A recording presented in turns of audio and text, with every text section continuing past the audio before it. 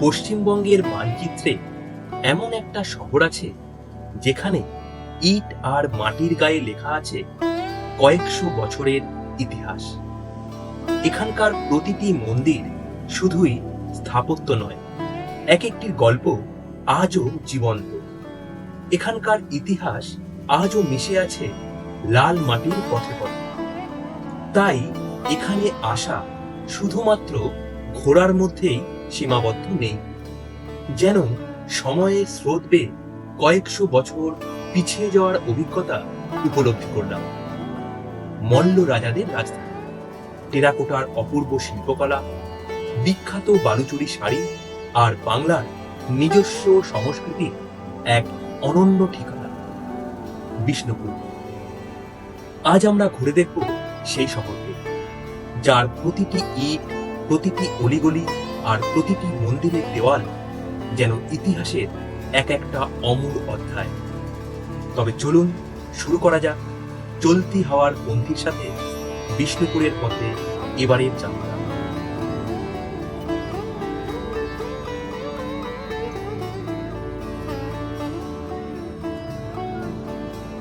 মন্দির নগরী বিষ্ণুপুর।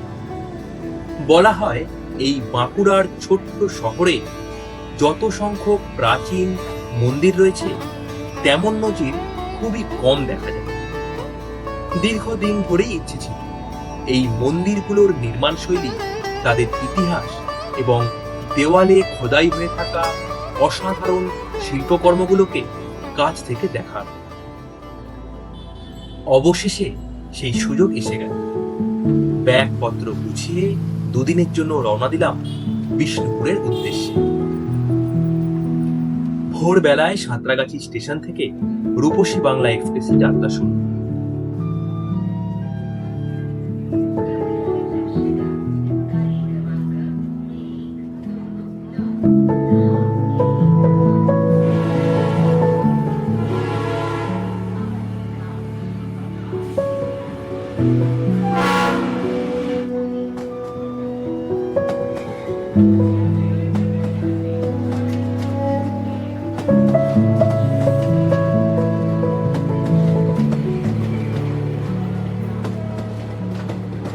জানালার বাইরে ছুটে চলা বাংলার গ্রামগঞ্জ দেখতে দেখতে কখন যে বিষ্ণুপুর এসে পৌঁছে গেছি টেরই পাইনি।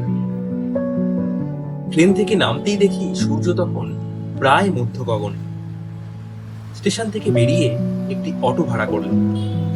সেখানেই পরিচয় হলো প্রদীপ তার সাথে।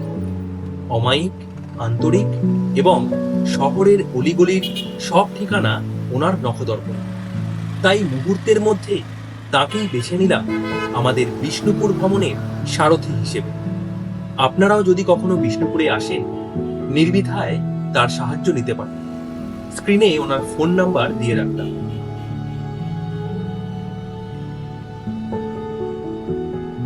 হোটেলে গিয়ে স্নান খাওয়া সেরে বেরিয়ে পড়লাম ইতিহাসের পথে। আজ থেকে প্রায় 1000 বছর আগে 997 সালে মল্ল রাজবংশের মহারাজা জগৎ মল্ল প্রতিষ্ঠা করেন এই বিষ্ণুপুর নগরী।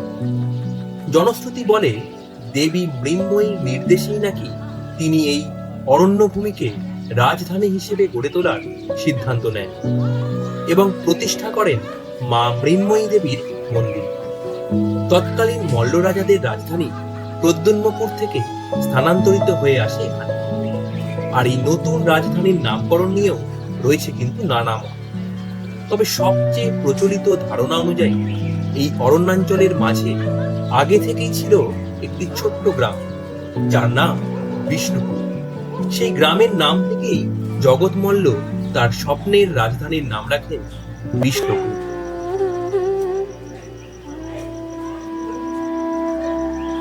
বিষ্ণুপুরের স্থাপত্য ঐতিহ্যের কথা উঠলে যে নামটি সবার আগে উচ্চারিত হয় তা হলো রাসমঞ্চ। প্রায় 400 বছরেরও বেশি সময় ধরে ইতিহাসের সাক্ষী হয়ে দাঁড়িয়ে থাকা এই অনন্য স্থাপত্যটি নির্মাণ করেছিলেন মল্ল রাজ্যের অন্যতম শ্রেষ্ঠ সম্রাট বীর হাম্বির আনুমানিক 1600 সালে। বাঁকুড়ার নিজস্ব ল্যাটেরাইট বা মাকড়া পাথরের এক বিশাল বেদির ওপর গড়ে তোলা হয়েছে ইটের এই অসাধারণ স্থাপত্য। বাইরে থেকে দেখলে প্রথমেই চোখে পড়ে সারিবদ্ধ খিলানগুলোর গায়ে ফুটে ওঠা পোড়ামাটির পদ্ম অলঙ্করণ। পূর্ব দিকের দেওয়ালে দেখা যায় সঙ্গীত শিল্পীদের টেরাকোটা মূর্তি, যা সেই সময়ের শিল্পচর্চা ও সাংস্কৃতিক ঐতিহ্যের এক অনন্য নিদর্শন। তবে রাসমঞ্চের সবচেয়ে আকর্ষণীয় অংশ নিঃসন্দেহে এর পিরামিড আকৃতির চূড়া। অলঙ্করণের উদ্দেশ্যে নির্মিত এই চূড়ার প্রতিটি দিকে ছিল 4টি করে দোচালা কাঠামো এবং 4 কোণে একটি করে 4 চালা শীর্ষ। সময়ের প্রবাহে সেই নির্মাণের অধিকাংশই আজ হারিয়ে গেলেও তার মহিমা এখনো অনুভব করা যায়। রাসমঞ্চের চাতালে উঠে দাঁড়ালেই মনে হয় সারি সারি উন্মুক্ত খিলান যেন নীরবে আহ্বান জানাচ্ছে ইতিহাসের অন্তঃপুরে প্রবেশ করার জন্য। আর সেই আহ্বানে সাড়া দিয়ে ভিতরে ঢুকতেই চোখের সামনে উন্মোচিত হয় স্তম্ভ বেষ্টিত এক বিস্ময়কর জগৎ। চারিদিকে শুধু স্তম্ভ আর খিলানের সারি। মনে হয় যেন প্রতিটি ইট, প্রতিটি দেওয়াল শতাব্দী প্রাচীন কোনো গল্প নিজের বুকে লুকিয়ে রেখেছে। এই রাসমঞ্চে রয়েছে মোট 98টি প্রবেশ পথ। সবচেয়ে বিস্ময়কর তথ্যটি লুকিয়ে রয়েছে এর নির্মাণ কৌশলে। এত বিশাল একটি স্থাপত্য নির্মাণে ব্যবহার করা হয়নি কোনো কাঠ, কোনো লোহার বিম, এমনকি একটি পেরেকও নয়। শুধুমাত্র চুন সুরকির গাঁথনি, পোড়ামাটির ইট এবং নিখুঁত খিলান প্রযুক্তির উপর ভর করেই দাঁড়িয়ে রয়েছে এই স্থাপত্য বিস্ময়। আধুনিক স্থাপত্যবিদদের কাছেও যা আজও বিস্ময়ের বিষয়। মঞ্চের মেঝে থেকে শুরু করে স্তম্ভ, খিলান এবং বাইরের অলঙ্করণ সর্বত্রই ব্যবহৃত হয়েছে পোড়ামাটির ইট ও টালি। বিষ্ণুপুরের ইতিহাস শুধু মন্দির আর রাজপ্রাসাদের ইতিহাস নয়, এটি এক বিশ্বাসেরও ইতিহাস। শক্তি সাধনার মধ্যে দিয়েই একদিন উত্থান ঘটেছিল মল্লভূমি। শক্তি উপাসনার ভিত্তিতেই প্রতিষ্ঠিত হয়েছিল এই রাজধানী নগরী। তবে সময়ের স্রোতে পরিবর্তন এসেছে। পরবর্তীকালে মল্ল রাজারা বৈষ্ণব ধর্মে দীক্ষিত হন এবং বিষ্ণু মন্ত্র গ্রহণ করেন। আর সেই থেকেই বিষ্ণুপুরে ঘটতে থাকে এক অনন্য সাংস্কৃতিক সমন্বয়, শাক্ত ও বৈষ্ণব ধর্মের অপূর্ব মেলবন্ধন। ফলস্বরূপ মল্লভূমের সর্বত্র গড়ে ওঠে অসংখ্য মন্দির, প্রতিষ্ঠিত হয় শত শত রাধাকৃষ্ণ ও বিষ্ণু মূর্তি। ফলে ধর্ম, শিল্প, সংস্কৃতির এক সমৃদ্ধ কেন্দ্র হিসেবে বিকশিত হয়েছিল বিষ্ণুপুর। যে জাঁকজমকপূর্ণ রাস উৎসব একসময় এই নগরীর প্রাণ ছিল, তা আজ আর দেখা যায় না। কালের নিয়মে সেই উৎসব হারিয়ে গেছে ইতিহাসের পাতায়। তবু তার স্মৃতি, তার আবেশ আর তার গল্প এখনো বেঁচে আছে বিষ্ণুপুরবাসীর মননে এবং ইতিহাসপ্রেমীদের কল্পনা। এইসব ভাবতে ভাবতেই আমরা পৌঁছে গেলাম গাছপালায় ঘেরা এক রহস্যময় স্থাপনার সামনে, গুমঘর। প্রথম দর্শনেই জায়গাটির মধ্যে যেন এক অদ্ভুত নীরবতা অনুভব করা যায়। সময়ের ভারে জীর্ণ, প্রায় ভেঙে পড়া এই স্থাপনাকে ঘিরে রয়েছে অসংখ্য কিংবদন্তি। দরজা নেই, জানলা নেই, এমনকি নেই কোনো ছাদও। লোকমুখে প্রচলিত রয়েছে মল্ল রাজাদের আমলে অপরাধীদের নাকি এই ঘরে বন্দি করে মৃত্যুদণ্ড দেওয়া হয়। সেই কারণেই এর নাম হয়েছিল গুমঘর। প্রত্নতাত্ত্বিক গবেষণা বরং অন্য কথা বলে। তাঁদের মতে এটি আদতে ছিল একটি জলাধার বা চৌবাচ্চা। চারিদিক ঘেরা এই কাঠামোতে জল সংরক্ষণ করা হতো। এর দক্ষিণ দিকে অবস্থিত অংশটি ফোয়ারাখানা নামে পরিচিত। মনে করা হয় এখানকার সংরক্ষিত জল থেকেই রাজপ্রাসাদ এলাকায় ফোয়ারার জল সরবরাহ করা হতো। শুধু তাই নয়, এই জলাধার রাজবাড়ির আশেপাশের পরিবেশকে তুলনামূলক শীতল রাখত বলেও মনে করা হয়। ইতিহাস, লোককথা আর বাস্তবতার এই মিশ্রণই বিষ্ণুপুরকে এতটা আকর্ষণীয় করে তোলে। আর সেই সব গল্পের রেশ নিয়েই আমরা এগিয়ে চললাম আমাদের পরবর্তী গন্তব্যের দিকে। বিষ্ণুপুরের অন্যতম শ্রেষ্ঠ টেরাকোটা স্থাপত্য শ্যামরায় মন্দির। বিষ্ণুপুরের টেরাকোটা শিল্পের কথা উঠলে যে স্থাপত্যটির নাম সবচেয়ে শ্রদ্ধার সঙ্গে উচ্চারিত হয় তা হল শ্যামরায় মন্দির। পোড়ামাটির শিল্পকলার এক অনবদ্য সৃষ্টি, যেন এক জীবন্ত শিল্প ভাণ্ডার। নাম থেকেই বোঝা যায় এই মন্দির নির্মিত হয়েছিল শ্যামরায়জিউ অর্থাৎ রাধা কৃষ্ণের আরাধনার উদ্দেশ্যে। 5টি সুউচ্চ চূড়া থাকার কারণে এটি পঞ্চরত্ন বা পাঁচচূড়া মন্দির নামেও পরিচিত। 1643 সালে মল্লরাজ বীর হাম্বিরের পুত্র প্রথম রঘুনাথ সিংহ এই মন্দিরটি নির্মাণ করেন। দূর থেকে মন্দিরটিকে দেখলেই চোখ আটকে যায়, কিন্তু এর প্রকৃত সৌন্দর্য ধরা পড়ে কাছে গেলে। কারণ এই মন্দিরের প্রায় প্রতিটি ইঞ্চি জায়গা জুড়ে ছড়িয়ে রয়েছে টেরাকোটার অসামান্য কারুকাজ। বাইরের দেওয়াল, ভিতরের অংশ, খিলান, এমনকি ছাদের নিচের তলায়ও অলঙ্কৃত হয়েছে সূক্ষ্ম ভাস্কর্যে। প্রথম দর্শনেই মনে হয় যেন পোড়ামাটির উপর কোনো শিল্পী তার কল্পনাকে জীবন্ত করে তুলেছেন। রেখার নিখুঁত সৌন্দর্য, ছন্দময় বিন্যাস এবং অবিশ্বাস্য সূক্ষ্মতায় গড়া প্রতিটি ফলক যেন এক একটি গল্পের পৃষ্ঠা।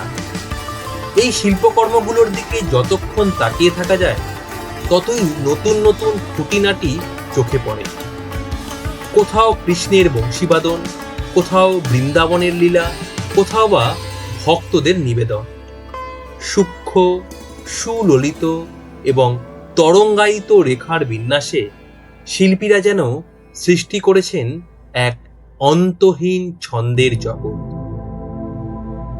কৃষ্ণলীলার অসংখ্য দৃশ্যের পাশাপাশি এখানে স্থান পেয়েছে বিষ্ণুর বিভিন্ন রূপ এবং নানা পৌরাণিক কাহিনীর চিত্রায়নও।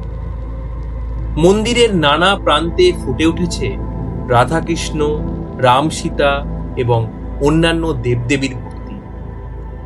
পশ্চিমবঙ্গের টেরাকোটা স্থাপত্যের ইতিহাসে শ্যামরায় মন্দিরকে সর্বশ্রেষ্ঠ নিদর্শনগুলোর অন্যতম বললেও অত্যুক্তি হয় না।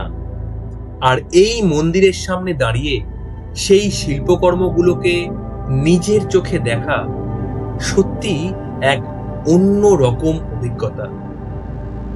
ভাবতেই বিস্ময় জাগে, আজ থেকে প্রায় 400 বছর আগে আধুনিক প্রযুক্তির সাহায্য ছাড়াই বাংলার শিল্পীরা কি অসাধারণ দক্ষতায় নির্মাণ করেছিলেন এই স্থাপত্য বিস্ময়। তাদের শিল্পী সত্তা, কল্পনা শক্তি এবং কারিগরি দক্ষতার প্রতি শ্রদ্ধায় মাথা নত হয়ে আসে। বিকেলের নরম সোনালী আলো তখন ধীরে ধীরে পোড়ামাটির গায়ে রং বদলাচ্ছে। আলো আর ছায়ার খেলায় শ্যামরায় মন্দির যেন আরো জীবন্ত, আরো রহস্যময় হয়ে উঠেছে। অনেকক্ষণ ধরে সেই সৌন্দর্যকে চোখে আর মনে ধারণ করার পর আমরা রওনা দিলাম বিষ্ণুপুরের আরেক অনবদ্য স্থাপত্যের খোঁজে।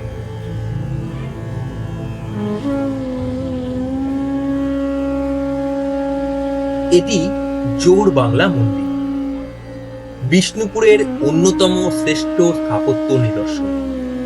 এখানে বাংলার গ্রামীণ জীবন ও শিল্প ঐতিহ্য যেন পোড়ামাটির গায়ে চিরস্থায়ী রূপ পেয়েছে। প্রথম দর্শনেই মনে হয় যেন বাংলার কোনো প্রত্যন্ত গ্রামের দুটি দোচালা কুটির সময়ের সীমানা পেরিয়ে এসে দাঁড়িয়ে আছে ইতিহাসের রূপে। বাংলার বহুল প্রচলিত দাওয়া সহ দোচালা গৃহের আদলেই নির্মিত হয়েছে এই দেবালয়। পাশাপাশি স্থাপিত দুটি চালাঘরকে একত্রে যুক্ত করে গড়ে তোলা হয়েছে মূল মন্দির কক্ষ। আর সেই সংযোগস্থলের উপরে একটি চতুষ্কোণ বেদির ওপর স্থাপিত চারচালা চূড়া এনে দিয়েছে এই স্থাপত্যের পূর্ণতা ও ভারসাম্য। এই দুই দোচালা স্থাপত্য একত্রে যুক্ত হওয়ার কারণেই এর নাম হয়েছে জোড় বাংলা। বিষ্ণুপুর দুর্গাঞ্চলের অন্তর্গত এই ইট নির্মিত মন্দিরটি প্রতিষ্ঠিত হয়েছিল ১৬৫৫ সালে। এর নির্মাতা ছিলেন মল্লরাজ বীর হাম্বিরের পুত্র প্রথম রঘুনাথ সিংহ। আশ্চর্যের বিষয়, শ্যামরায় মন্দিরের সঙ্গে এর বয়সের ব্যবধান মাত্র ১১ বছর। অথচ এই দুই মন্দিরের শিল্পভাবনা ও উপস্থাপনার মধ্যে রয়েছে এক স্বতন্ত্র বৈশিষ্ট্য। দুই মন্দিরই যেন নীরবে বহন করে চলেছে সপ্তদশ শতকের বাংলার শিল্প, সাহিত্য, সঙ্গীত, নৃত্য এবং সমাজ জীবনের অমূল্য স্মৃতি। তবে জোড় বাংলা মন্দিরের প্রকৃত বিস্ময় লুকিয়ে রয়েছে এর টেরাকোটার কাজে। মন্দিরের গায়ে খোদাই করা অসংখ্য পোড়ামাটির ফলকে ফুটে উঠেছে রামায়ণ, মহাভারত, কৃষ্ণলীলা, রামলীলা এবং নানা পৌরাণিক কাহিনীর দৃশ্য। প্রতিটি প্যানেল যেন এক একটি জীবন্ত গল্প, যেখানে ইতিহাস, ধর্ম এবং শিল্প একাকার হয়ে গেছে। তবে শুধুমাত্র ধর্মীয় কাহিনী, এই মন্দিরের গায়ে ধরা পড়েছে সমকালীন সমাজ জীবনের অসাধারণ প্রতিফলন। কোথাও যুদ্ধের দৃশ্য, কোথাও সৈন্যবাহিনীর যাত্রা, কোথাও বাদ্যযন্ত্র হাতে গন্ধর্ব, আবার কোথাও সাধারণ মানুষের জীবনযাত্রার চিত্র। বিশেষজ্ঞদের মতে এখানকার নৃত্যগীত বিশারদ গন্ধর্বদের কারুকার্যের সঙ্গে অজন্তার বিখ্যাত গন্ধর্ব মূর্তিগুলোরও কিছু সাদৃশ্য খুঁজে পাওয়া যায়, যা এই শিল্পধারার বিস্তৃতি এবং সাংস্কৃতিক বিনিময়ে এক গুরুত্বপূর্ণ ইঙ্গিত বহন করে। তবে জোড় বাংলা মন্দিরের সবচেয়ে বড় শক্তি সম্ভবত এর গল্প বলার ক্ষমতা। এখানে শিল্পী জটিল প্রতীক বা বিমূর্ততার আশ্রয় নেননি, বরং একেবারে সহজ, সরল এবং নাটকীয় উপস্থাপনার মাধ্যমে ছবির ভিতরেই গল্প বলেছেন। প্রতিটি টেরাকোটা ফলক যেন একটি দৃশ্য, আর সেই দৃশ্যগুলো একসঙ্গে মিলেই গড়ে তুলেছে এক বিশাল দৃশ্যকাব্য। এর পাশাপাশি বাংলার নদীপথ, নৌবাহিনী এবং বহিরাগত আক্রমণের বিরুদ্ধে প্রতিরোধের নানা ইঙ্গিত খুঁজে পাওয়া যায় এই ফলকগুলোর মধ্যে। ফলে এই মন্দির শুধু একটি উপাসনালয় নয়, এটি একই সঙ্গে একটি ঐতিহাসিক দলিল। যদি শ্যামরায় মন্দিরের টেরাকোটায় আমরা খুঁজে পাই প্রেম, ভক্তি আর কাব্যিক আবেগের মাধুর্য, তবে জোড় বাংলা মন্দিরের গায়ে ভাস্বর হয়ে ওঠে গতি, নাটকীয়তা এবং মহাকাব্যের বিস্তার। এখানে শিল্পী শুধু ভক্তির ভাষায় কথা বলেননি, তিনি তুলে ধরেছেন মানুষের জীবন, সমাজের স্পন্দন, যুদ্ধের উত্তেজনা এবং ইতিহাসের প্রবাহ। আর সেই কারণেই শতাব্দীর পর শতাব্দী পেরিয়ে গেলেও জোড় বাংলা মন্দির আজও সমানভাবে প্রাণবন্ত, প্রাসঙ্গিক এবং বিস্ময়কর। পোড়ামাটির গায়ে লেখা সেই গল্পগুলোকে শেষবারের মতো চোখে ধারণ করে আমরা এগিয়ে চললাম বিষ্ণুপুরের পরবর্তী স্থাপত্য বিস্ময়ের সন্ধানে। জোড় বাংলা মন্দিরের দৃশ্য, সেখানকার ইতিহাস আর শিল্পের নিখুঁত প্রকাশ নিয়ে ভাবতে ভাবতেই ঘুরে বেড়াচ্ছিলাম মন্দির চত্বরে। মন্দির প্রাঙ্গণের বাইরে ছোট ছোট দোকান সাজিয়ে বসেছেন স্থানীয় কারিগররা। চারদিকে পোড়ামাটির শিল্প সামগ্রীর সম্ভার, ঘোড়া, হাতি, মূর্তি, শোপিস আর বিষ্ণুপুরের বিখ্যাত টেরাকোটা শিল্পের নানা নিদর্শন। পছন্দ হলে এখান থেকে স্মৃতিচিহ্ন হিসেবে কিছু সংগ্রহ করতেই পারে। দোকানগুলোর ঠিক উল্টো দিকেই মাঠের বুক চিরে চলে গেছে একটি সরু মাটির রাস্তা। রাস্তার এক পাশে পাঁচিল ঘেরা আরেকটি মন্দির চত্বর। তবে পিছন দিক থেকে দেখে বোঝার উপায় নেই কোন মন্দিরটি আমাদের অপেক্ষায় রয়েছে। আমরা সেই মাটির পথ ধরেই এগিয়ে চললাম। ধীরে ধীরে মাঠ পেরিয়ে পাঁচিল ঘুরে যখন মন্দিরের সামনের দিকে এসে দাঁড়ালাম, তখন বিকেলের সূর্য পশ্চিম আকাশে ঢলে পড়েছে। পড়ন্ত বেলার কোমল আলো এসে পড়েছে মুখে। চারপাশে ছড়িয়ে পড়েছে এক মায়াময় গোধূলি আবহ। সেই সোনালী আলোতেই ধীরে ধীরে স্পষ্ট হয়ে উঠল আমাদের সামনে দাঁড়িয়ে থাকা মন্দিরটি, রাধা শ্যামজিউ মন্দির। আর ঠিক তার উল্টো দিকেই রয়েছে বিষ্ণুপুরের আধ্যাত্মিক ইতিহাসের অন্যতম কেন্দ্র মা মৃন্ময়ীর মন্দির। তবে সেখানে প্রবেশ করব একটু পরে। আপাতত চলুন ঘুরে দেখা যাক এই অনন্য স্থাপত্যটিকে। বিষ্ণুপুরের ইতিহাসের সঙ্গে ধর্মভাবনা অঙ্গাঅঙ্গিভাবে জড়িয়ে আছে। মল্ল রাজাদের রাজত্ব প্রতিষ্ঠার সূচনা লগ্ন থেকেই ধর্মচর্চা এখানে বিশেষ গুরুত্ব পেয়েছিল। রাজশক্তির পৃষ্ঠপোষকতায় ক্রমে গড়ে উঠেছিল এক সমৃদ্ধ ধর্মীয় ও সাংস্কৃতিক পরিমণ্ডল। মন্দিরের পর মন্দির, নাট মন্দির, ভোগমণ্ডপ, প্রবেশ তোরণ। সময়ের সঙ্গে সঙ্গে বিষ্ণুপুর পরিণত হয়েছিল এক বিশাল ধর্মকেন্দ্রে। সেই কারণেই একসময় মল্লভূমকে বলা হতো ধর্মক্ষেত্র, আর বিষ্ণুপুরকে বলা হতো গুপ্ত বৃন্দাবন। আজও সেই পরিচয় বহন করে চলেছে এই মন্দির নগরী। রাধাশ্যাম মন্দিরের অন্যতম আকর্ষণ এর প্রবেশ তোরণ। আয়তকার দ্বিতল এই প্রবেশদ্বারটির ছাদের পূর্ব দিকে রয়েছে দুটি নহবত মণ্ডপ। বিষ্ণুপুরের অন্যান্য মন্দিরে এমন স্থাপত্য বৈশিষ্ট্য খুব একটা দেখা যায় না। বাঁকুড়ার ল্যাটেরাইট বা মাকড়া পাথরে নির্মিত এই মন্দিরের সঙ্গে রয়েছে ভোগমণ্ডপ এবং নাট মন্দির। এখানকার তুলসী মঞ্চটিও অত্যন্ত অভিনব এবং স্বতন্ত্র। তবে রাধাশ্যাম মন্দিরকে বিশেষভাবে অনন্য করে তুলেছে এর পাথরের অলঙ্করণ। মন্দিরের গায়ে খোদাই করা জ্যামিতিক নকশা, ফুলকারি অলঙ্করণ এবং সূক্ষ্ম প্রস্তর ভাস্কর্যের প্রাচুর্য সত্যি বিস্ময় জাগায়। 1758 সালে মহারাজ চৈতন্য সিংহ এই রাধাশ্যাম মন্দির প্রতিষ্ঠা করেন। সেই সময়ে মল্লরাজ্যের অবস্থা মোটেই সুখকর ছিল না। একদিকে ইস্ট ইন্ডিয়া কোম্পানির ক্রমবর্ধমান প্রভাব, অন্যদিকে বর্গী আক্রমণের ধাক্কায় রাজ্য তখন বিপর্যস্ত। কিন্তু প্রতিকূলতার মধ্যেও শিল্পের প্রতি তাদের অনুরাগ একটুও কমেনি। সমস্ত সংকটকে অতিক্রম করেই মহারাজ চৈতন্য সিংহ নির্মাণ করিয়েছিলেন এই অসাধারণ শিল্পসৌধ। পাথরের সূক্ষ্ম খোদাই, নান্দনিক অলঙ্করণ এবং স্থাপত্যের অভিনব পরিকল্পনা আজও প্রমাণ করে দেয় মল্ল রাজাদের শিল্পবোধ কতটা উন্নত ছিল।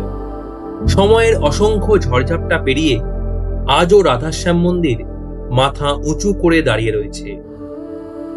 গোধূলির শেষ আলো ধীরে ধীরে মিলিয়ে যাচ্ছে, আর সেই আলো ছায়ার খেলায় রাধাশ্যাম মন্দির যেন আরো রহস্যময়, আরো মোহনীয় হয়ে উঠছে।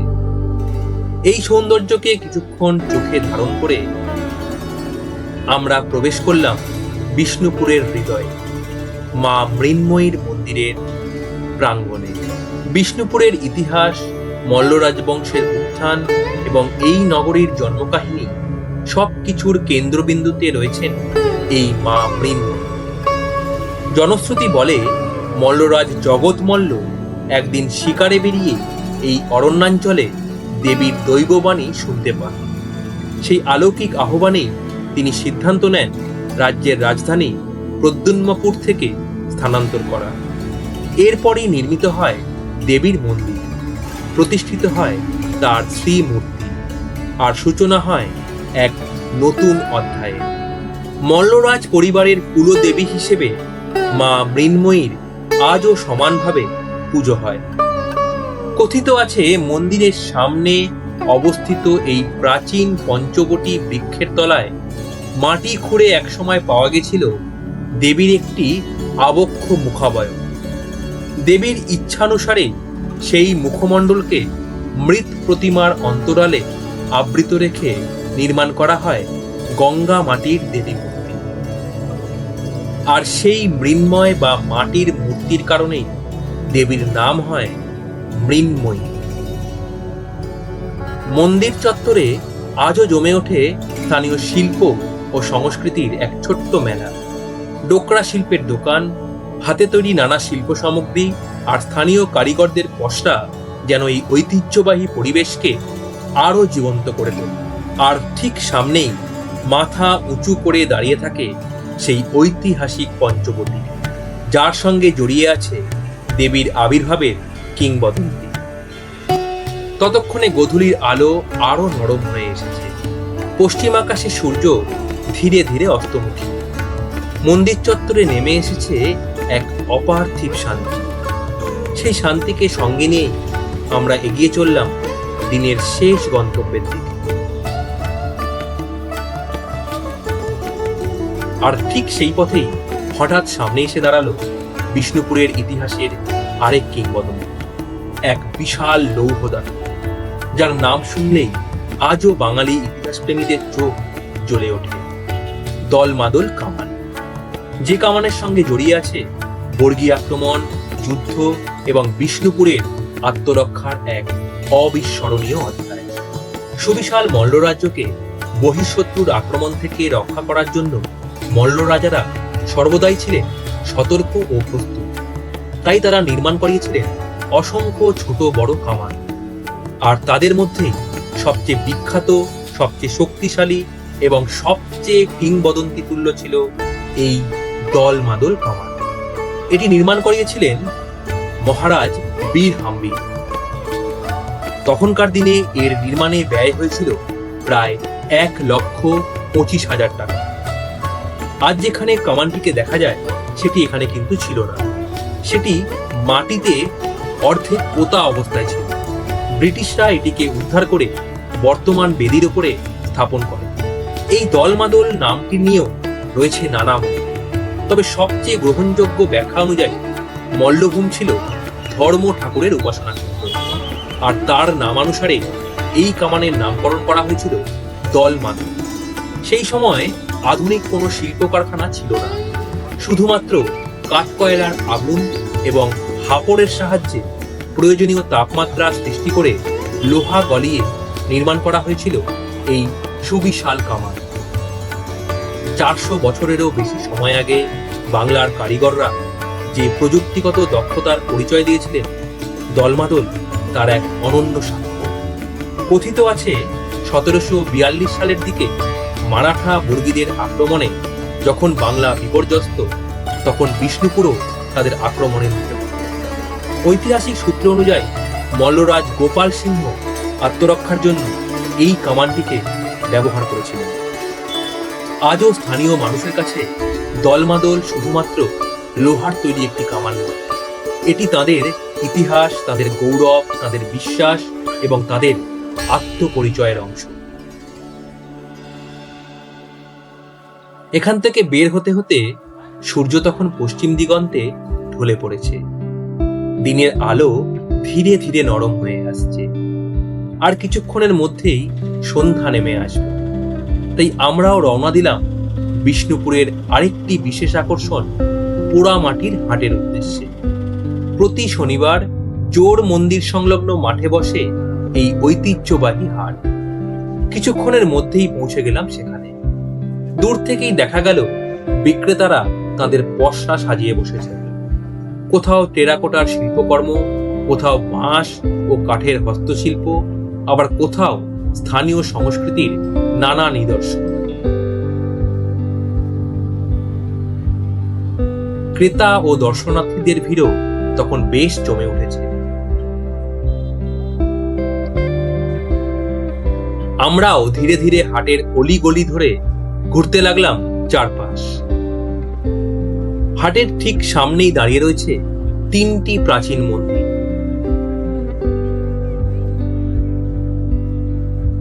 এই 3টি মন্দির একত্রে পরিচিত জোড় মন্দির নামে। 1726 সালে মল্লরাজ গোপাল সিংহ এই মন্দির 3টি নির্মাণ করিয়েছিলেন। বিকেলের দিকে এখানে বেশ ভিড় বেড়ে যায়, তবে সন্ধে 5:30টার মধ্যেই মন্দিরের প্রবেশদ্বার বন্ধ করে দেওয়া হয়। আমরাও কিছুক্ষণ এই ঐতিহাসিক মন্দির চত্বরে সময় কাটিয়ে নিলাম।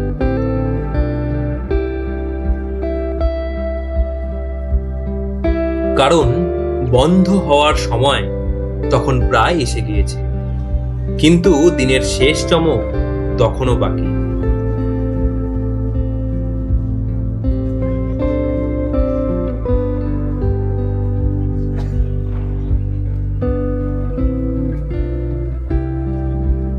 মন্দিরের সামনেই শুরু হলো আদিবাসী নৃত্যের পরিবেশনা।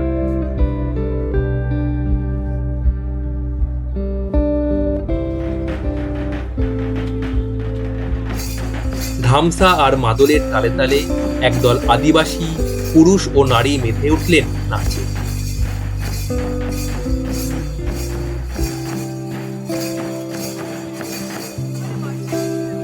শত শত দর্শকের ভিড়ে আমরাও দাঁড়িয়ে রইলাম সেই পরিবেশনার সাক্ষী হয়ে। মাটির গন্ধ মিশে থাকা সেই সুর আর ছন্দ যেন বহন করে চলেছে বহু শতাব্দীর ঐতিহ্য। আমরা হয়তো শুধু তার বাহ্যিক সৌন্দর্যটুকুই অনুভব করতে পারলাম, কিন্তু তার গভীরে লুকিয়ে থাকা ইতিহাস, সংস্কৃতি আর জীবন দর্শনের সম্পূর্ণ উপলব্ধি করা সত্যিই কঠিন।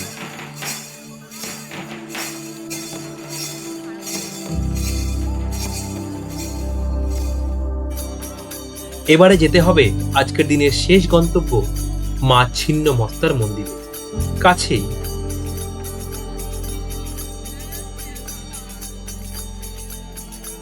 মন্দির প্রাঙ্গণে প্রবেশ করতেই চোখে পড়ে দশ মহাবিদ্যার বিভিন্ন রূপ। এখানে ফটোগ্রাফি সম্পূর্ণ নিষিদ্ধ, তাই স্মৃতিগুলোকে ক্যামেরায় নয়, বন্দি করতে হয় মনের মধ্যে। মন্দিরের গর্ভগৃহে প্রতিষ্ঠিত রয়েছেন রাজস্থান থেকে আনা মা ছিন্নমস্তার বিগ্রহ। কিছুক্ষণ এই পবিত্র পরিবেশে সময় কাটিয়ে এবার ফেরার পালা। রাতে বেশ ভালোই ঘুম হয়েছিল। দ্রুত তৈরি হয়ে আমরা সকাল ৮টার মধ্যেই বেরিয়ে পড়লাম দিনের প্রথম গন্তব্যের উদ্দেশ্যে, লাল বাঁধ। আমাদের হোটেল থেকে খুব বেশি দূরে নয়, কিছুক্ষণের মধ্যেই পৌঁছে গেলাম সেখানে। আজকেও কিন্তু আমাদের সারথি প্রদীপ দায়ী। সামনে যা দেখলাম তা সত্যি মন জুড়িয়ে দেওয়ার মতো। দিগন্ত বিস্তৃত এক বিশাল জলাধার, আর তার বুক চিরে চলে গেছে সরু সিমেন্টে বাঁধানো পথ। জায়গায় জায়গায় বসার ব্যবস্থা, চারপাশে গাছের সারি, জলের উপর ভেসে থাকা আলো ছায়ার খেলা, আর এক অদ্ভুত প্রশান্তি। এমন পরিবেশে এসে দাঁড়ালে শহরে ব্যস্ততা যেন মুহূর্তের মধ্যে মিলিয়ে যায়। আমরা কিছুক্ষণ নিশ্চুপ হয়ে দাঁড়িয়ে রইলাম, শুধু প্রকৃতিকে অনুভব করার জন্য। হালকা বাতাস, টলমলে জলের ঢেউ আর গাছের ছায়া, সব মিলিয়ে এক অপূর্ব সকালের উপহার। তবে লাল বাঁধ শুধুই প্রকৃতির সৌন্দর্যের জন্য নয়, বরং গুরুত্বপূর্ণ এর ইতিহাসের জন্য। মল্ল রাজাদের অন্যতম শ্রেষ্ঠ কীর্তির মধ্যে ছিল বাঁধ, সায়র, পুকুর ও পরিখা। সমগ্র রাজ্যে তারা মোট ৯টি বৃহৎ বাঁধ নির্মাণ করিয়েছিলেন, যার মধ্যে অন্যতম গুরুত্বপূর্ণ এই লাল বাঁধ। খরাপ্রবণ অঞ্চলে জল সংরক্ষণের মাধ্যমে সাধারণ মানুষের জীবনযাত্রাকে সহজ করে তোলার এক সুদূর প্রসারী উদ্যোগ ছিল এই জলাধারগুলি। ইতিহাস বলছে লাল বাঁধের নির্মাতা ছিলেন মল্লরাজ মহারাজ বীর সিংহ। বৃন্দাবন থেকে আনা শ্রী শ্রী লালজিউ বিগ্রহের উদ্দেশ্যে এই লাল বাঁধ নির্মাণ করা হয়েছিল, আর সেই লালজিউ এর নাম অনুসারে এর নাম রাখা হয় লাল বাঁধ। কিন্তু বিষ্ণুপুরের ইতিহাস যেখানে আছে, সেখানে লোককথাও আছে, আর লাল বাঁধের সঙ্গে জড়িয়ে রয়েছে এমনই এক প্রেম কাহিনী, যা আজও মানুষের মুখে মুখে। কথিত আছে, পূর্ণিমার রাতে লাল বাঁধের পাড়ে দাঁড়িয়ে যদি কেউ নীরবে বাতাসের শব্দ শোনে, তবে যেন কোথা থেকে ভেসে আসে এক চাপা দীর্ঘশ্বাস। জলের ওপর জ্যোৎস্নার প্রতিফলন আর গাছের ছায়ার লুকোচুরি দেখতে দেখতে মনে হয় যেন কেউ একজন এখনো অপেক্ষা করে আছে। তিনি লালবাই, যাকে অনেকেই বলে বিষ্ণুপুরের নূরজাহান। লোককথা অনুসারে মল্লরাজ দ্বিতীয় রঘুনাথ সিংহ তার প্রেয়সী লালবাইয়ের ইচ্ছেতেই এই বিশাল জলাধার খনন করান, আর তাঁর স্মৃতিকে অমর করে রাখার উদ্দেশ্যেই এই বাঁধের নাম রাখা হয় লাল বাঁধ। তবে এতটুকু নিশ্চিত, লাল বাঁধ আজ শুধু একটি জলাধার নয়, এটি বিষ্ণুপুরের ইতিহাস, লোকবিশ্বাস, প্রেম আর স্মৃতির এক জীবন্ত সাক্ষী। সকালের নরম আলোয় দাঁড়িয়ে সেই ইতিহাসের স্পর্শ অনুভব করতে করতে আমরা এগিয়ে চললাম আমাদের পরবর্তী গন্তব্যের দিকে। আমাদের পরবর্তী গন্তব্য লালজিউ মন্দির।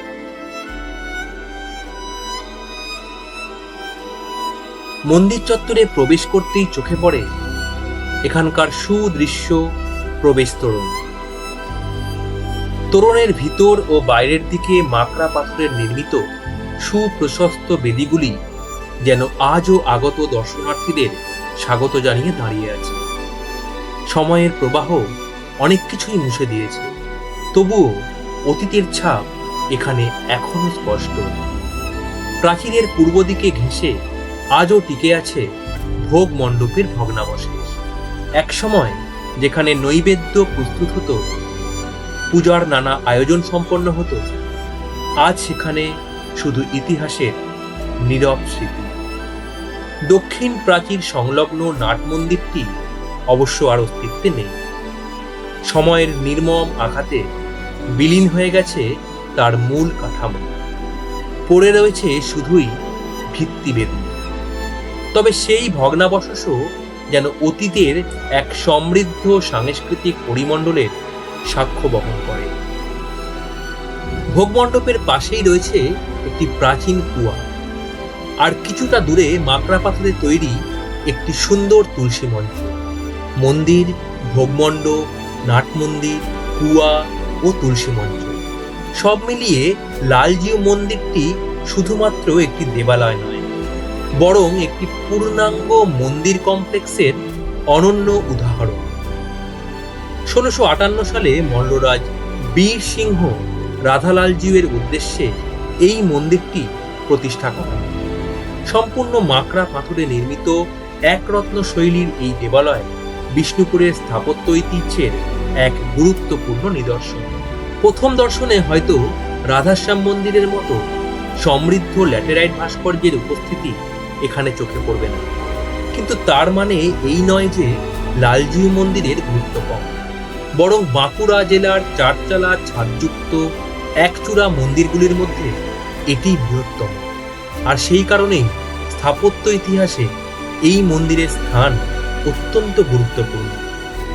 আরও একটি বিশেষ বৈশিষ্ট্যের কথা উল্লেখ না করলেই নয়। মন্দিরের দক্ষিণ দালানের দেওয়ালে একসময় বহুবর্ণ ফ্রেস্কো অলঙ্করণের অস্তিত্ব ছিল বলে গবেষকদের ধারণা। বিষয়টি অত্যন্ত তাৎপর্যপূর্ণ, কারণ বাঁকুড়ার মন্দির স্থাপত্যে ফ্রেস্কো অলঙ্করণের নিদর্শন প্রায় দেখাই যায় না। আর সেই জন্যই এএসআই লালজিউ মন্দির সম্পর্কে মন্তব্য করেছে, among the stone built ekaratna temples, the Lalji temple has a very impressive appearance. মন্দিরের সামনে দাঁড়িয়ে সেই মন্তব্যের যথার্থতা যেন নিজের চোখেই অনুভব করা যায়।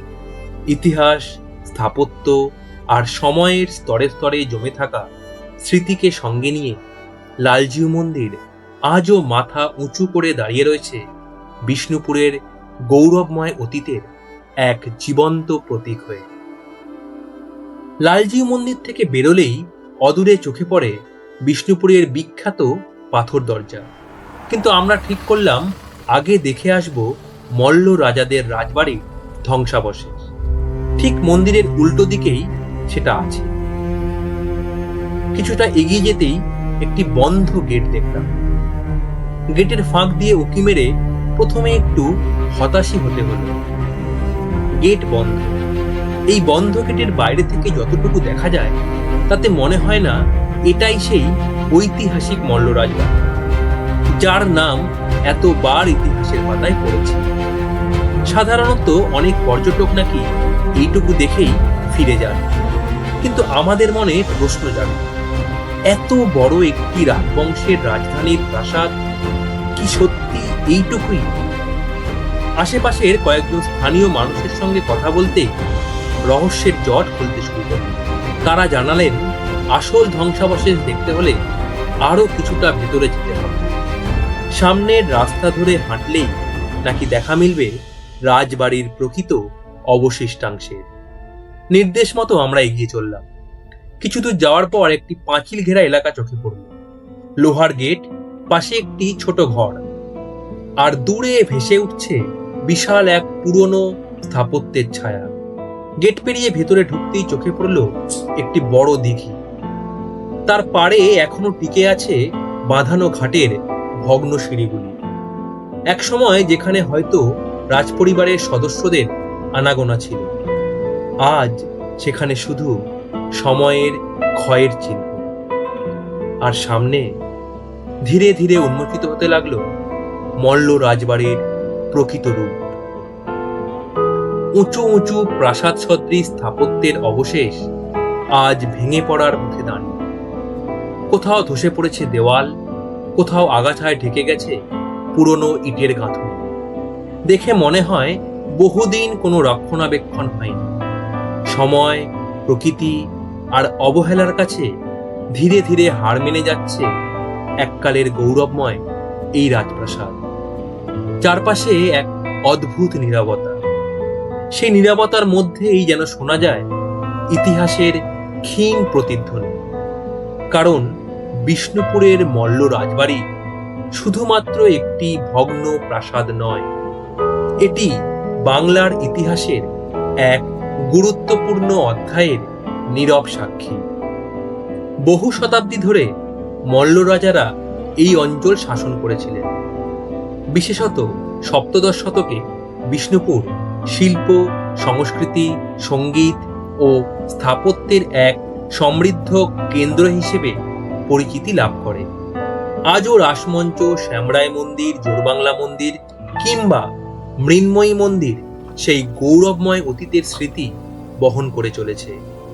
1600 সালে মহারাজ বীর হাম্বির নির্মাণ করেছিলেন ঐতিহাসিক রাসমঞ্চ, আর মৃন্ময়ী মন্দিরে আজও পালিত হয় বাংলার অন্যতম প্রাচীন দুর্গাপূজা, যার ইতিহাস প্রায় 1 সহস্রাব্দ পুরনো বলে লোকবিশ্বাস।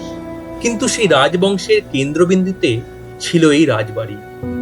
আজ তার দিকে তাকালে মনে হয় ইতিহাস যেন ধীরে ধীরে আমাদের চোখের সামনে মুছে যাচ্ছে।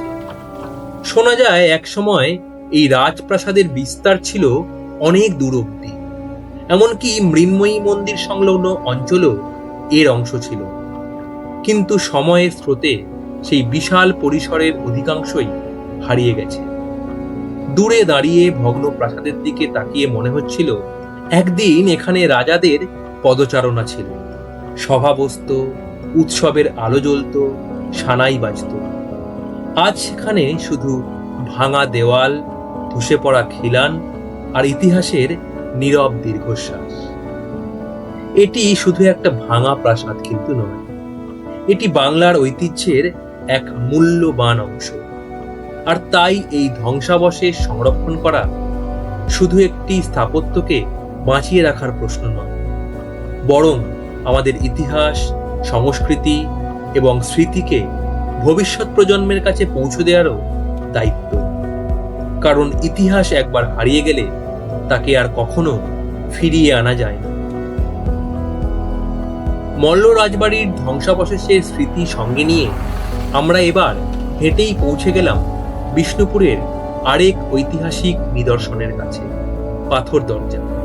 আসলে লালজিউ মন্দিরের দিক থেকে যে তোরণটি প্রথমে চোখে পড়ে সেটি বড় পাথর দরজা, আর তার অল্প দূরে রয়েছে আরো একটি তোরণ, ছোট পাথর দরজা। আজ এগুলো শুধুই ঐতিহাসিক স্থাপত্য, কিন্তু একসময় এই তোরণদ্বয় ছিল বিষ্ণুপুর নগরীর গুরুত্বপূর্ণ প্রবেশপথ। সেই কারণেই নাম পাথর দরজা। তবে এদের আরেকটি পরিচয়ও রয়েছে। প্রতিরক্ষা ব্যবস্থার অংশ হিসেবে ব্যবহৃত হওয়ায় এগুলোকে বলা হতো দুর্গ তোরণ। প্রথমে এসে দাঁড়ালাম বড় পাথর দরজার সামনে। এএসআই এর তথ্য অনুযায়ী মল্লরাজ বীর সিংহ এই বিশাল তোরণটি নির্মাণ করিয়েছিলেন। প্রায় ৩৫ ফুট উচ্চতার এই আয়তাকার স্থাপত্য আজও মল্লরাজাদের সামরিক পরিকল্পনা ও স্থাপত্যশৈলীর এক অনন্য সাক্ষ্য বহন করে চলেছে। তোরণের ভেতরে রয়েছে দুটি বিশাল কুলঙ্গ। শান্তিকালীন সময়ে এখানে অবস্থান করতেন দ্বার রক্ষীরা, আর যুদ্ধের সময় এই স্থানেই মোতায়েন থাকত সশস্ত্র সৈন্য সামন্ত। এক সময় এই তোরণের দুই পাশ জুড়েই ছিল পরিখা। যদিও সময়ের সাথে সাথে তার অনেকটাই বিলীন হয়ে গেছে, তবুও আজও কিছু চিহ্ন টিকে রয়েছে। পাশেই রয়েছে একটি উঁচু টিলা, আর এই টিলার সঙ্গেও জড়িয়ে রয়েছে বিষ্ণুপুরের এক প্রাচীন ঐতিহ্য। প্রতি বছর মহাষ্টমীর সন্ধি পূজার শুভক্ষণে আজও এই স্থান থেকেই কামান দাগা হয়। শতাব্দী পেরিয়েও সেই প্রথা এখনো জীবন্ত। বড় পাথর দরজা পেরিয়ে কিছুটা এগোতেই দেখা মিলল ছোট পাথর দরজা। আকারে, উচ্চতায় এবং সম্ভবত বয়সেও এটি বড় দরজার তুলনায় ছোট। প্রায় 25 ফুট উচ্চতার এই তোরণটি সম্পূর্ণ পাথরের তৈরি নয়। নিচের অংশ নির্মিত হয়েছে মাকড়া পাথর দিয়ে, আর উপরের অংশ গড়ে উঠেছে ইটের গাঁথনিতে। ফলে এর স্থাপত্যে এক স্বতন্ত্র বৈশিষ্ট্য লক্ষ্য করা যায়। দুটি তোরণই যেন আজও অতীতের প্রহরী হয়ে দাঁড়িয়ে আছে। তারা নীরবে সাক্ষ্য দেয় সেই সময় যখন বিষ্ণুপুর ছিল এক শক্তিশালী, সমৃদ্ধ এবং সুরক্ষিত রাজধানী। পাথর দরজার ইতিহাসকে পেছনে ফেলে আমরা এবারে রওনা হলাম বিষ্ণুপুরের সবচেয়ে জনপ্রিয় এবং সম্ভবত সবচেয়ে আকর্ষণীয় মন্দিরের উদ্দেশ্যে, মদন মোহন মন্দির। মন্দিরের কাছাকাছি পৌঁছতেই পরিবেশের আমেজ যেন বদলে গেল। রাস্তার দুপাশে হরেক রকম পসরা সাজিয়ে বসেছেন বিক্রেতারা।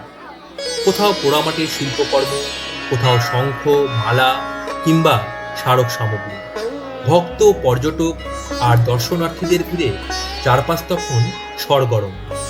বিষ্ণুপুরের নাম উচ্চারণ করলেই যে কয়েকটি স্থাপত্যের ছবি প্রথম মনে ভেসে ওঠে, মদনমোহন মন্দির নিঃসন্দেহে তার মধ্যে অন্যতম। তাই স্বাভাবিকভাবেই এখানকার ভিড়ও অন্য সব জায়গার তুলনায় অনেক বেশি। আর সেই ভিড়ের মধ্যে দিয়ে ধীরে ধীরে আমাদের সামনে উন্মোচিত হতে শুরু করল বিষ্ণুপুরের অন্যতম শ্রেষ্ঠ স্থাপত্যরত্ন মদনমোহন মন্দির। বিষ্ণুপুরের অসংখ্য মন্দিরের মধ্যে যদি একটি মাত্র মন্দিরকে এই শহরের প্রতীক বলা যায়, তাহলে নিঃসন্দেহে তার নাম মদনমোহন মন্দির। মন্দিরের সামনে দাঁড়ালেই প্রথম যে বিষয়টি চোখে পড়ে তা হলো এর অনুপম স্থাপত্যশৈলী। ইট নির্মিত একরত্ন মন্দিরগুলির মধ্যে মদনমোহন মন্দিরকে অনেকেই শ্রেষ্ঠ নিদর্শন বলে মনে করেন। দক্ষিণ দেওয়ালে অবস্থিত প্রতিষ্ঠালিপি থেকে জানা যায় ১৬৯৪ সালে মল্লরাজ দুর্জন সিংহ এই মন্দিরটি নির্মাণ করিয়েছিলেন। তবে এটি শুধুমাত্র একটি মন্দির নয়। মদনমোহন ছিলেন মল্ল রাজাদের আরাধ্য দেবতা, মল্লভূমির রক্ষক এবং নগর দেবতা। প্রাচীর ঘেরা প্রশস্ত প্রাঙ্গণের মাঝখানে একটি উঁচু মাকড়া পাথরের ভিত্তিপীঠের ওপর দাঁড়িয়ে রয়েছে মূল মন্দির। ঢালু চারচালা ছাদের উপরে স্থাপিত হয়েছে একমাত্র শিখরটি, আর দক্ষিণ দিকে রয়েছে দৃষ্টিনন্দন দোচালা নাটমণ্ডপ, যা পুরো স্থাপত্যটিকে দিয়েছে এক বিশেষ মাত্রা। কিন্তু মদনমোহন মন্দিরে প্রকৃত সৌন্দর্য লুকিয়ে আছে তার দেওয়ালে। মন্দিরের প্রতিটি দেওয়াল যেন পোড়ামাটির এক উন্মুক্ত শিল্প গ্যালারি। যেদিকে তাকানো যায় সেদিকেই টেরাকোটার বিস্ময়। কোথাও কৃষ্ণলীলার মনোমুগ্ধকর দৃশ্য, কোথাও মহাভারতের যুদ্ধ কাহিনী, কোথাও পুরাণের দেবদেবী, আবার কোথাও ফুটে উঠেছে তৎকালীন সমাজ জীবনের ছবি। পশু পাখি, ফুল, লতাপাতা আর অসংখ্য অলঙ্করণে ভরে উঠেছে মন্দিরের প্রতিটি অংশ। মাকড়া পাথরে নির্মিত 3 খিলানের দালানযুক্ত এই স্থাপত্যটি টেরাকোটা শিল্পের প্রাচুর্য ও উৎকর্ষের দিক থেকে পশ্চিমবঙ্গের শ্রেষ্ঠ নিদর্শনগুলির মধ্যে অন্যতম বলে বিবেচিত হয়। খিলানের দুপাশে, কার্নিশের নিচে, স্তম্ভের গায়ে সর্বত্র সারি সারি টেরাকোটা ফলক বসানো হয়েছে। প্রতিটি চিত্রকে ঘিরে রয়েছে অসংখ্য ফুলকারী অলঙ্করণের ফ্রেম। এত নিখুঁত নকশা, এত পরিমিত বিন্যাস এবং এত সুসংগঠিত শিল্পরীতি বাংলার টেরাকোটা স্থাপত্যে খুবই কম দেখা যায়। বিশেষজ্ঞদের মতে এখানকার শিল্পীরা শুধু সৌন্দর্য সৃষ্টি করেন, তাঁরা এক অসাধারণ পরিকল্পনা ও শৃঙ্খলার পরিচয় রেখে গেছেন। প্রতিটি টেরাকোটা ফলককে নির্দিষ্ট দূরত্বে, নির্দিষ্ট বিন্যাসে স্থাপন করে তাঁরা মন্দিরটিকে এক অনন্য নান্দনিকতা দান করেছেন। মদনমোহন শুধু একটি বিগ্রহ নয়, তিনি হয়ে ওঠেন মল্লভূমের নগরদেবতা, বিষ্ণুপুরের আত্মা আর এই শহরের ইতিহাসের এক অবিচ্ছেদ্য অংশ। আজও শত শত বছর পর মন্দিরের সামনে দাঁড়ালে মনে হয় পোড়ামাটির প্রতিটি ফলক, প্রতিটি কারুকার্য, প্রতিটি ইট যেন সেই গল্পই বলে চলেছে।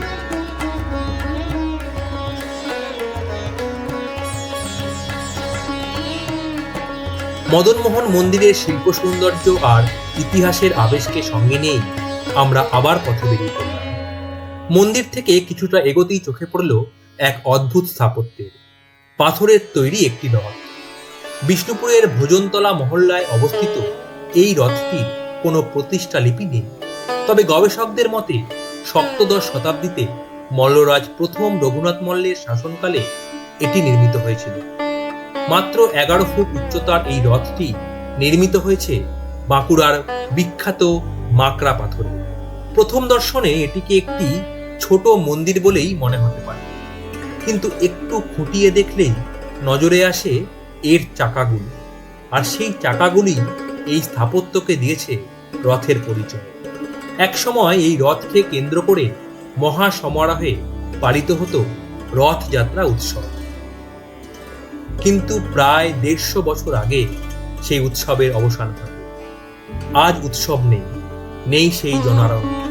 কালের সাক্ষী হয়ে নীরবে দাঁড়িয়ে আছে এই পাথরের রথ। রথের সামনে কিছুক্ষণ কাটিয়ে আমরা এবার রওনা দিলাম কালাচাঁদ জিউয়ের মন্দিরের উদ্দেশ্যে।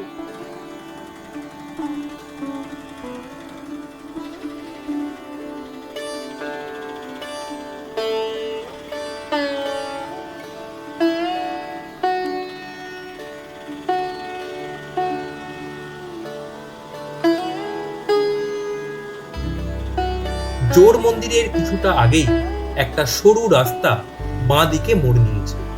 সেই পথ ধরে এগোলে ধীরে ধীরে বিষ্ণুপুরের তুলনামূলক কম পরিচিত অথচ অত্যন্ত গুরুত্বপূর্ণ কয়েকটি মন্দিরের সন্ধান পাওয়া যায়। প্রথমেই রাস্তার বাঁ দিকে দেখা মিলল একটি প্রতিষ্ঠা লিপিবিহীন মন্দিরে। এটি নন্দলাল জিউয়ের মন্দির। স্থাপত্য বিশ্লেষণের ভিত্তিতে মনে করা হয় সপ্তদশ শতাব্দীর মধ্যভাগে এই মন্দিরটি নির্মিত হয়েছিল। মন্দিরটির সরল স্থাপত্যে আজও ধরা পড়ে বিষ্ণুপুরের প্রাচীন মন্দির নির্মাণ শৈলীর ছাপ। আরো কিছুটা এগিয়ে যেতেই সামনে এসে দাঁড়ালো রাধা গোবিন্দ জিউয়ের মন্দির। এই মন্দিরের প্রতিষ্ঠালিপি থেকে জানা যায় 1729 খ্রিস্টাব্দে মহারাজ কৃষ্ণ সিংহ এটি নির্মাণ করিয়েছিল। সময়ের বহু ঝড়ঝাপটা সত্ত্বেও আজও এই মন্দির মল্লভূমের স্থাপত্য ঐতিহ্যের সাক্ষ্য বহন করে চলেছে। এখান থেকে আরো খানিকটা পথ এগোতেই আমরা পৌঁছে গেলাম কালাচাঁদ জিউয়ের মন্দির প্রাঙ্গণে। প্রবেশ পথের বাঁদিকেই চোখে পড়ে রাধা মাধব জিউয়ের মন্দির। 1737 খ্রিস্টাব্দে মল্লরাজ বীর সিংহের পত্নী রানী শিরোমণি দেবী এই মন্দিরটি নির্মাণ করিয়েছিলেন। আজও মন্দিরের দক্ষিণ দিকে নাট মন্দিরের ভগ্নাংশ, পশ্চিমে প্রবেশ তোরণ, পূর্ব দিকে ভোগ রান্নাঘরের ধ্বংসাবশেষ এবং একটি তুলসী মঞ্চ দেখা যায়। এসব নিদর্শন একসময়কার পূর্ণাঙ্গ মন্দির পরিকল্পনারই স্মারক। এই প্রাঙ্গণের আরেকটি বিশেষত্ব হল এখানেই অবস্থিত আর্কিওলজিক্যাল সার্ভে অফ ইন্ডিয়ার স্থানীয় কার্যালয়। তবে ইতিহাসের পাশাপাশি এখানকার পরিবেশও সমানভাবে আকর্ষণীয়।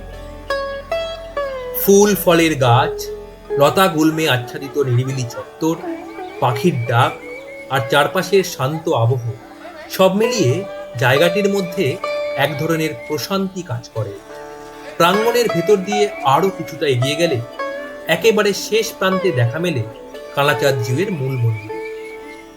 1656 খ্রিস্টাব্দে মল্লরাজ রঘুনাথ সিংহ এই মন্দিরটি প্রতিষ্ঠা করেন। মাকড়া পাথরে নির্মিত একরত্ন মন্দিরগুলির মধ্যে এটি সবচেয়ে প্রাচীন বলে মনে করা হয়। প্রথম দর্শনে মন্দিরটির সরলতা চোখে পড়ে। বিষ্ণুপুরের অন্যান্য মন্দিরের তুলনায় এখানে অলঙ্করণ অনেক কম। মূল কাঠামোর তুলনায় শিখরটি অপেক্ষাকৃত বেশি উঁচু হওয়ায় স্থাপত্যে কিছুটা ভিন্নতা অনুভূত হয়। খোদাইয়ের কাজেও রয়েছে প্রাচীন নির্মাণ নীতির সরল ছাপ। কোথাও কোথাও স্থাপত্যগত অসম্পূর্ণতাও চোখে পড়ে। তবুও এই মন্দিরের গুরুত্ব কম নয়, কারণ মন্দিরটিকে ঘিরে থাকা বিস্তীর্ণ প্রাচীরের ভগ্ন ভিত্তি, নাট মন্দিরের ধ্বংসাবশেষ, তুলসী মঞ্চ এবং অন্যান্য আনুষঙ্গিক স্থাপনার চিহ্ন স্পষ্টভাবে জানিয়ে দেয় যে এটি ছিল একটি সুপরিকল্পিত ও পূর্ণাঙ্গ মন্দির কমপ্লেক্স। আজ হয়তো তার অনেকটাই সময়ের স্রোতে হারিয়ে গেছে, কিন্তু অবশিষ্ট অংশগুলি এখনো সাক্ষ্য দেয় মল্ল রাজাদের স্থাপত্য দৃষ্টি, ধর্মীয় অনুশাসন এবং পরিকল্পিত নবসংস্কৃতি। নীরব শান্ত এই প্রাঙ্গণে দাঁড়িয়ে ইতিহাস যেন আর শুধু পড়ার বিষয় থাকে না, সে যেন চারপাশের বাতাসে মিশে গিয়ে অনুভবের বিষয় হয়ে ওঠে। বেলা বাড়ার সাথে সাথে সূর্য মাথার উপর এসে উপস্থিত। আমাদেরও আজকের মতো ঘোরা প্রায় শেষ। যদিও শেষ বেলায় যাওয়ার কথা ছিল টেরাকোটা শিল্পের জন্য বিখ্যাত গ্রাম পাঁচমুড়া। সেদিকে যাত্রা প্রায় শুরুও করেছিল। লালমাটির পথ পার করে আমাদের অটো যখন হাই রোডে উঠল, তখনই শরীর জানান দিল এবারে সে বিগড়চ্ছে। চুপ করে হাতে ক্যামেরাটা ধরে হেলান দিয়ে বসে রইলাম অটোতে। মাঠ ঘাট জঙ্গল পার করে এগিয়ে চললাম। পৌঁছালাম, কিন্তু ওই যে কিছুই আর দেখতে পারলাম। শরীর জানিয়ে দিয়েছে ফিরে যাওয়াই মঙ্গল। অগত্যা ফিরতে হলো। ফেরার পথে আবার সরাসরি হোটেলেও উপস্থিত হলাম, কারণ ততক্ষণে শরীরে একটু বল পেয়েছি। প্রদীপটাই সাজেস্ট করল, আমরাও না বললাম। যমুনা বাঁধের কাছে আছে তাঁতিপুর, যার জন্য বিষ্ণুপুরের নাম জগনচোলা। এখানকার আরো এক ঐতিহ্য, আর তা হলো বালুচুরি শাড়ি। যদিও অনেক ক্ষেত্রে এমন মতবিভেদ শোনা যায় যে বালুচুরি আসলে মুর্শিদাবাদে, তবে এই মতবিভেদের পিছনে কারণও রয়েছে। কি সেই কারণ? লুকিয়ে আছে বালুচুরির নামেই। মূলত বালুর চরে যে শাড়ির বুনন শুরু, সেই শাড়ির নামকরণ হয় বালুচুরি। ভাগীরথী নদীর তীরের অঞ্চল বালুচর, সেখানেই প্রথম এই শাড়ি বোনা শুরু হয়। নবাব মুর্শিদকুলি খাঁয়ের সময় এই বয়ন শিল্প যথেষ্ট জনপ্রিয়তা পায়। পরে নদী ভাঙন, বন্যা ও অন্যান্য কারণে বয়ন শিল্পীদের অনেকেই বাঁকুড়ার বিষ্ণুপুরে চলে যান। সেখানে এই শিল্প নতুনভাবে বিকশিত হয় এবং আজকের দিনে আসল বালুচরি মূলত বিষ্ণুপুর অঞ্চলের সঙ্গে বেশি যুক্ত। বালুচরির আঁচলে রামায়ণ, মহাভারতের নানা গল্প উঠে আসে। এই কথা যেমন ঠিক, তেমনি এই কথা অস্বীকার করা যায় না যে একসময় এই বুননে নবাবের জীবনযাত্রার প্রতিচ্ছবিও ফুটে উঠত। বাঁকুড়ার বিষ্ণুপুর আজ বালুচরি শাড়ির জন্য বিশ্বের দরবারে পরিচিত। অনেক শিল্পী ও কারিগরেরা এখানে রয়েছে, যারা নিয়মিত রিচ ও ফাইন সিল্কের উপরে সুন্দর নকশা ফুটিয়ে তুলেছেন তাদের হাতের জাদুতে। আর যে কথা না বললেই নয় যে তা হলো এই বাংলার মাটিতে মিশে রয়েছে সম্প্রীতি ও ঐক্য।